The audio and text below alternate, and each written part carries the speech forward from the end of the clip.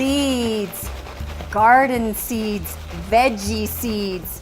And I think my kids are super lucky because they've grown up with a vegetable garden.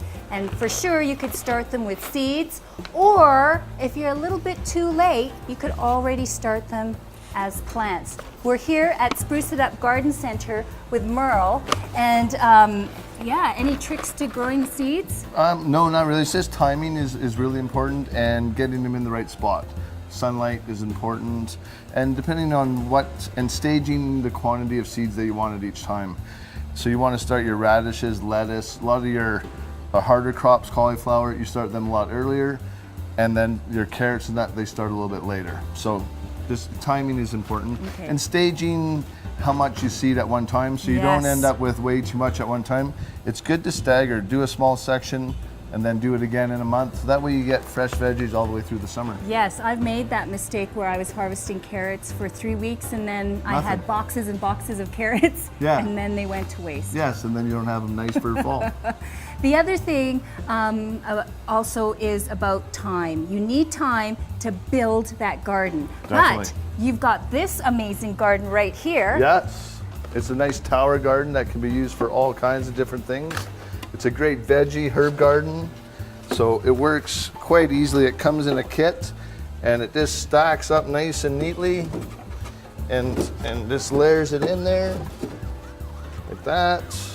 We'll add the second one, and then you just pour the soil in from the top, and then work it in, and then each level, it fills it up, and then it's fine. Does that take a lot of dirt? Probably about 150 liters, so not a lot, but it's good to have a lot of soil because then it's going to last all summer long. Lots of nutrients. You have a lot of plant space in there, so you need enough soil to sustain the plants.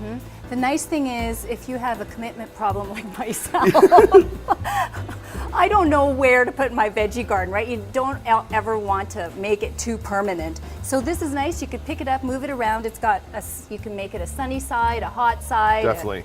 It's easy to rotate if you want to do that, if you're not getting quite enough sun on the other side. But like you're saying, there's no reason why you can't have a little bit of shade stuff on one side. You could do herbs on one side, veggies on another, flowers on this side. So you could have a multi-purpose planter. It's awesome. Okay. Great on a deck. So what are some samples of some veggies that you would put in there? Well, you could easily put Swiss chard in there. You could put Brussels sprouts quite easily. So you could see them growing in there. Brussels sprouts on the top, lots of room. You could definitely squeeze some Swiss chard into that. And we also had some herbs here. Definitely. There's herbs I wouldn't hesitate to put in there.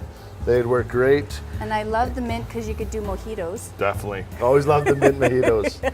And a nice variety of different mints. And another as well. nice thing about this, having it on the deck or close house, you're going to use it, and that's important.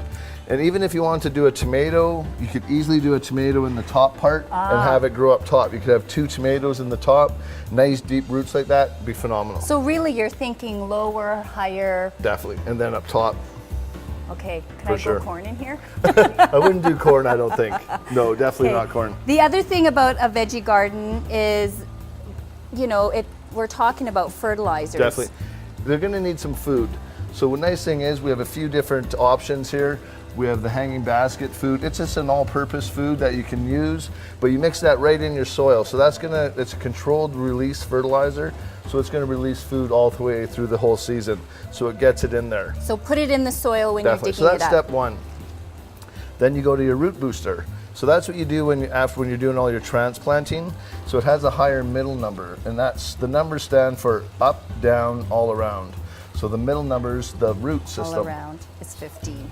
No, that's the down. Oh, up, down, all around. There you are, Astrid. Come on. Up 5, down 15, all around 5. Exactly. Got it. So, and that's really when you first transplant any of your plants, you really want to concentrate on the root system and not so much up. And then we have a great product called Rage Plus. Love it. It's an organic fertilizer.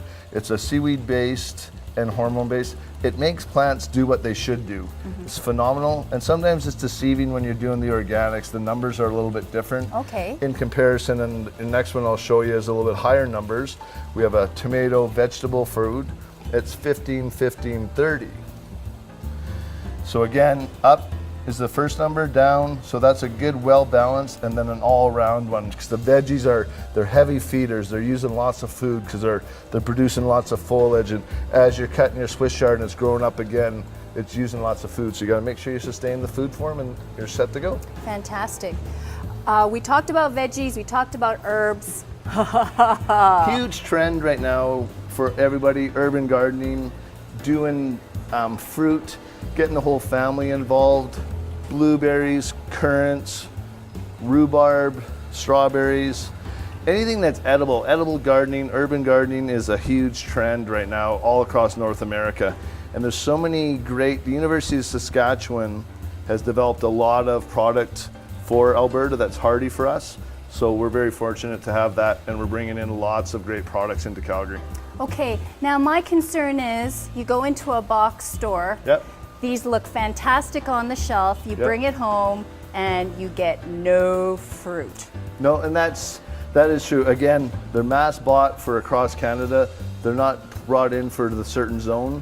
Anything that we're bringing in is zoned for us, zone 3. So the currants are going to be great. Blueberries, you are pushing the zone a little bit. Such a huge request. These are the hardiest ones that are out there, so you're going to have really good success. One that we don't have here is called the Haskell berry. It's a honey berry. I like to call it Alberta's blueberry. It's a little bit bigger berry. It's a long, narrow, phenomenal berry. That's the nice thing about coming here to Spruce It Up, is you only bring in what I can actually grow in Calgary or in the area. I want you to succeed, Astrid, right? If you're frustrated, you're not going to come back. You back. don't want me coming in going, here's your plant back. Yeah, don't have it, bro. No, I want you to be happy. Tell your friends, look at, I'm producing all this fruit. I'm having fun in my garden, and then that's what it's about. Love it. You won't have to eat your words. We're here at Spruce It Up.